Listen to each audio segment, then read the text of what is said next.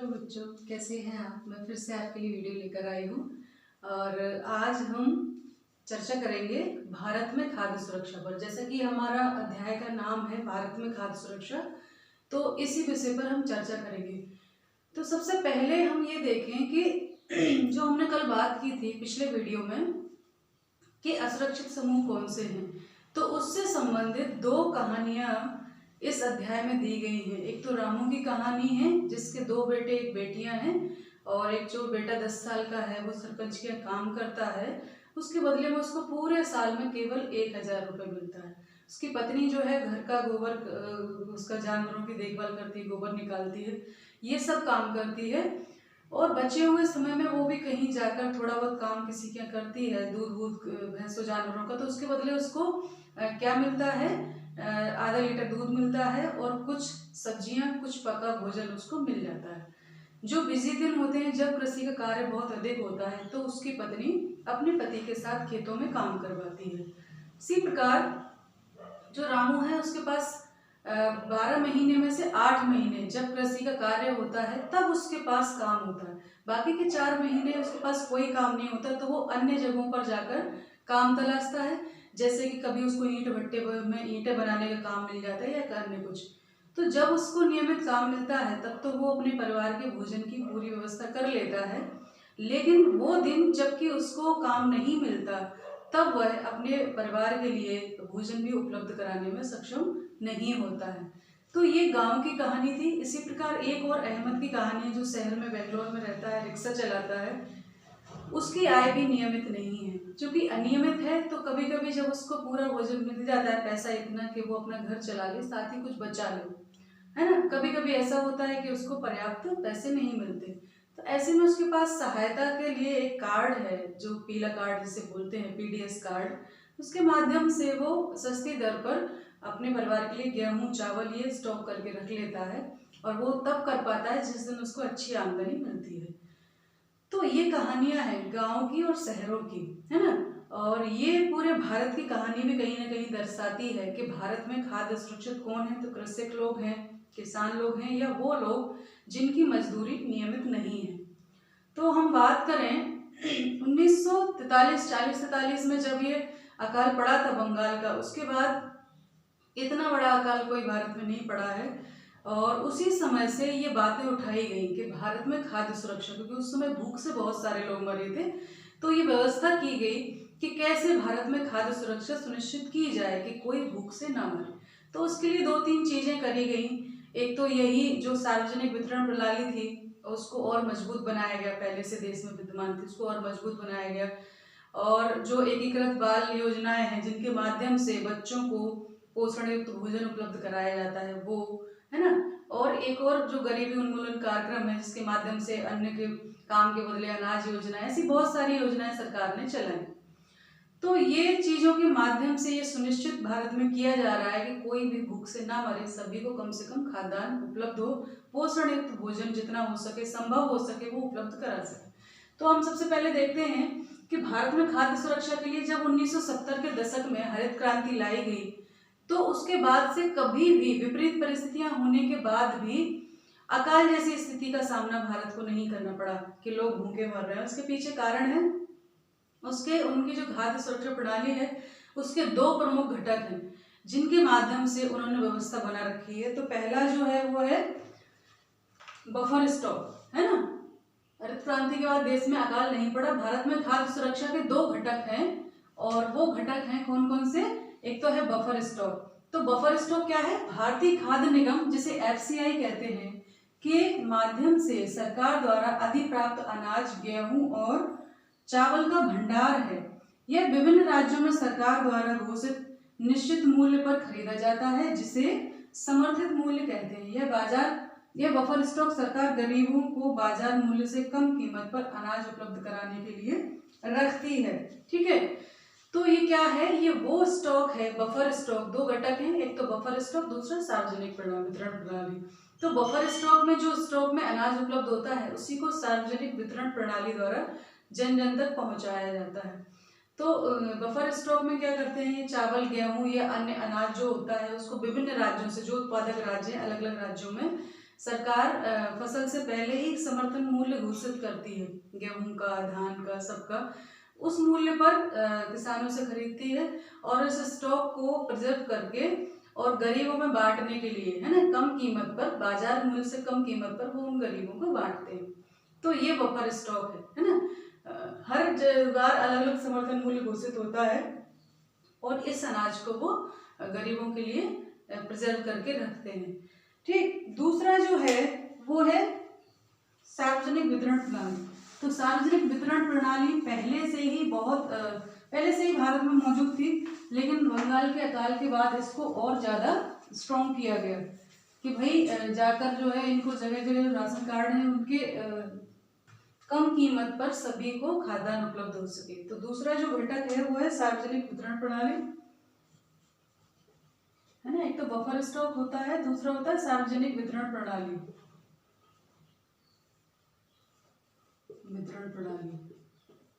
है ना। तो ये क्या होता है, सार्वजनिक वितरण प्रणाली क्या है? ये है भारतीय खाद्य निगम द्वारा जो FCI द्वारा जो अनाज भरा जाता है ना, या इसको शॉर्ट में हम FCI ही कर लिख दें। FCI द्वारा प्राप्त अनाज को,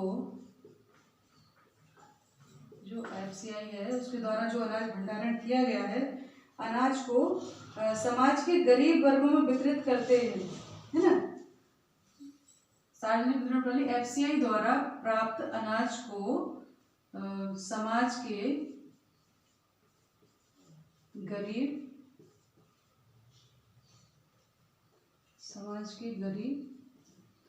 लोगों में वितरित करते हैं।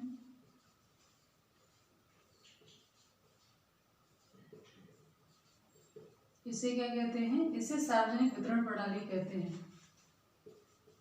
सार्वजनिक वितरण प्रणाली कहते हैं ना, प्रणाली कहते हैं।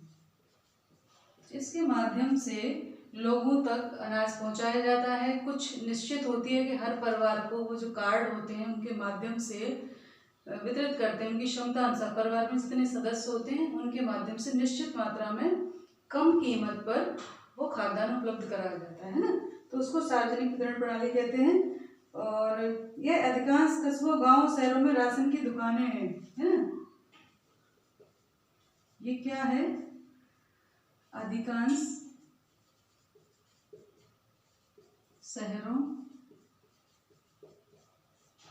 गांव में, शहरों में और गांव में, है ना, राशन की दुकानें हैं। राशन की दुकानें हैं और इन राशन की दुकानों पर, है ना, निश्चित कीमत पर करीब देश भर में करीब कितनी दुकानें हैं? 5.5 लाख, 5,05,000 ना, 5.5 लाख दुकानें हैं,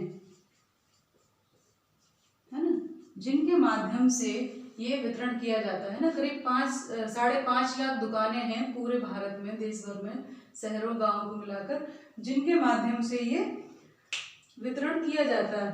ठीक है। और इन दुकानों को क्या कहते हैं? इन दुकानों को उचित मूल्य की दुकान कहते हैं। इन दुकानों को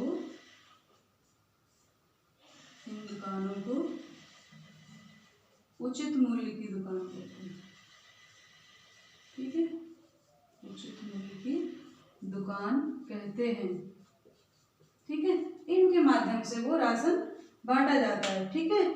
और इसमें राशन कार्ड रखने वाले को एक निश्चित मात्रा में राशन उपलब्ध कराया जाता है।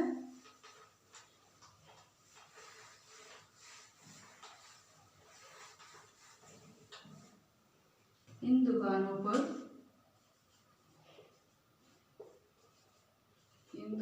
पर राशन कार्ड वालों को, या राशन कार्ड के माध्यम से जो है प्रति माह क्या देते हैं ये 35 किलो गेहूँ में कुछ भी आ जाता है, अनाज है ना, अनाज आ जाता है 35 किलो प्रति माह, 35 किलो अनाज जिसमें सब कुछ आ जाता है ना। 35 किलो में चावल हो, गेहूँ, अन्य अनाज हो, 35 किलो अनाज और 5 किलोग्राम चीनी और 5 लीटर मिट्टी का तेल, 5 लीटर मिट्टी का तेल है ना, और 5 किलो चीनी, 5 किलो चीनी है ना, या शक्कर, ये उपलब्ध कराई जाती है, ठीक है, चीनी उपलब्ध कराई जाती है, ठीक है, कराई जाती है। तो ये वो जगह है जहाँ पर प्रति माह एक निश्चित तारीख होती है, ज़्यादातर जो पहला महीने का पहला मंगलवार होता है उस दिन ये बांटा जाता है ना। उसको अन्य दिवस भी कहा जाता है, उस दिन ये सब बांटा जाता है, लगभग थोड़ा बहुत कभी कभार इधर हो सकता है। तो उस दिन ये सब सामान कम कीमत पर सभी लोगों को उपलब्ध करवाया जाता है, ठीक है। यहाँ राशन कार्ड की बात करी गई है, तो राशन कार्ड 3 प्रकार के हैं, ठीक है। यहाँ हम देखें तो राशन कार्ड जो है वो 3 प्रकार के हैं, राशन कार्ड 3 प्रकार के हैं, ठीक है। एक तो है नंबर 1, गरीबों में भी गरीब अधिक लोग जो होते हैं उनका अलग होता है, ठीक है।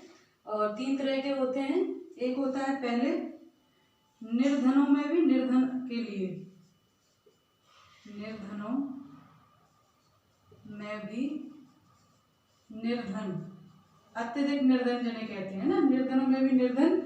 और दूसरा होता है निर्धन के लिए, ठीक है। दूसरा जो होता है वो होता है बीपीएल कार्ड, गरीबी रेखा से नीचे के लिए बीपीएल कार्ड। और तीसरा होता है एपीएल कार्ड, है ना, एपीएल कार्ड होता है। तो एक तो बीपीएल होता है जो बिलो पॉवर्टी लाइन, यानी गरीबी रेखा से नीचे, बिलो पॉवर्टी लाइन होता है। एपीएल अपर पॉवर्टी लाइन, यानी जो निश्चित की है सरकार ने रेखा के ये चीजें हैं, तो आप गरीबी रेखा से नीचे हो, ये आपके यहाँ है तो आप गरीबी रेखा से ऊपर हो, है ना।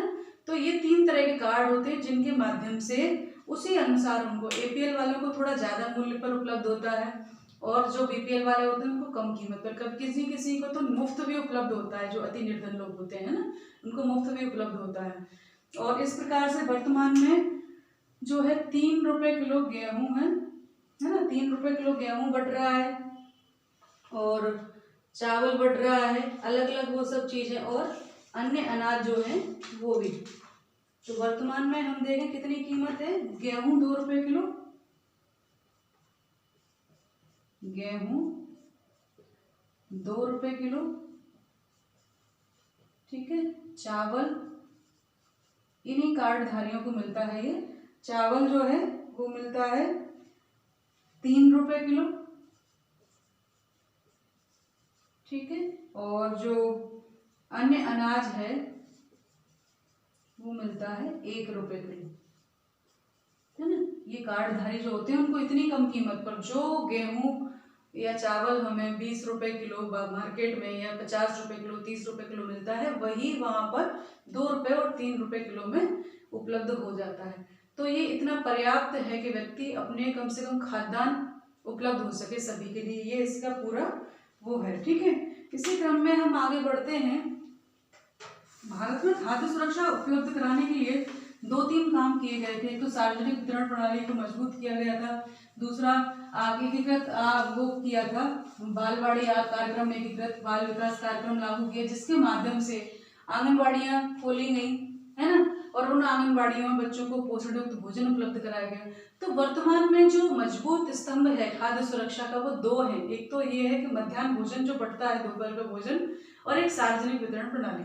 2 चीजों के माध्यम से बहुत अच्छी तरह से खाद्यान्न उपलब्ध कराया जा रहा है और लोगों को काफी राहत। अभी जो लॉकडाउन हुआ, कितने मजदूर पलायन हुए, तो उन सबको सरकार ने जो मुफ्त में 3 महीने तक जो भी अवधि निश्चित थी उसको और बढ़ा दी गई होगी, तो उसमें मुफ्त इतना निश्चित जो है कि एक परिवार को इतना इतना खाद्यान्न उपलब्ध होगा, तो इसके माध्यम से कम लोग भूखे नहीं मरे, ये स्थिति होती है ना।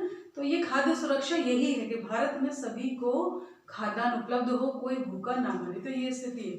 अभी वर्तमान में खाद्य सुरक्षा अधिनियम आया है,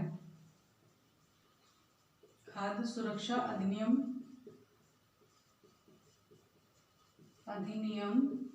2013 जो आया है 2013 है ना। तो इसमें क्या कहा गया है, इसमें कहा गया कि सभी को मानव की गरिमा बनाए रखने के लिए उसको कहीं भटकना ना पड़े, भूखों ना मरना पड़े, लोगों की अमानवीय स्थितियों में ना जाना पड़े, तो इसके लिए उन्होंने खाद्यान्न उपलब्ध को सुनिश्चित किया है। और इसमें जो है 75% 75% जो है ग्रामीण क्षेत्र और 50% शहरी क्षेत्र है ना। यहाँ पर इनको क्या कहा गया है, शहरी क्षेत्र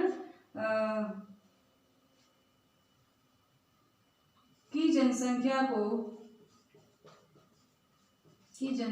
को क्या माना गया है, योग्य परिवार में वर्गीकृत किया गया है, योग्य परिवार में वर्गीकृत किया गया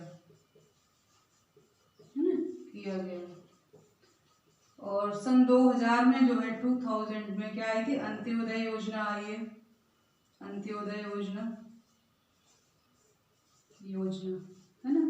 और ये अंत्योदय योजना क्या है, 2000 से शुरू की गई है और इसके अंदर लक्षित सारणी पर आने वाले निर्धनता रेखा से नीचे के परिवारों में से 1 करोड़ लोगों की पहचान की गई और गरीबी रेखा से नीचे के परिवारों को सर्वेक्षण के द्वारा 2 रुपए प्रति किलोग्राम गेहूं और 3 किलोग्राम में चावल, यानी जो अंत्योदय योजना आई 2000 में, इसमें क्या गरीब परिवार चिन्हित किए गए करीब 1 करोड़ से ज्यादा और उनको 2 रुपए किलो में गेहूं, 3 रुपए किलो में चावल और 1 में अन्य अनाज उपलब्ध कराने की व्यवस्था की गई। तो इन सब चीजों के माध्यम से भारत में खाद्यान्न सुरक्षा हम कहें तो वर्तमान में काफी ठीक स्थिति है, लेकिन विसंगतियां तो होती हैं कि जो बफर स्टॉक के गोदाम है एफसीआई के, वहाँ अनाज सड़ रहा है ना। ये तो प्रशासनिक व्यवस्था है कि प्रॉपर जो लोग हैं उन तक नहीं पहुंच रहा, भूखे भी मर रहे हैं, कार्ड होते हुए भी नहीं मिल रहा, कई लोग अज्ञानता के कारण उनको पता ही नहीं है, इसलिए वो चीज उपलब्ध नहीं हो पा रही है ना। तो अगर आपके आसपास भी ऐसे हैं तो आप थोड़ा देखें कि आपके घर में कौन सा कार्ड है, आपके परिवार अन्य जो गरीब परिवार है उनमें देखें कि आपको क्यों भोजन नहीं मिल रहा, आपके पास कार्ड है, इतना आपको मिलना चाहिए, मिल रहा है। तो ये सब चीजें हम सुनिश्चित करके देख सकते हैं कि जो व्यवहारिक स्तर पर जो किताबों में पढ़ाया गया क्या वो व्यवहारिक स्तर पर है, नहीं है तो कितनी खामियां हैं, क्यों हैं, ये आपके अध्ययन का विषय है ना, तभी ये सब चीजें पढ़ाई जाती हैं। तो आज के लिए इतना ही, ध्यान रखिए, पढ़ाई करते रहिए। नमस्ते सभी का, धन्यवाद।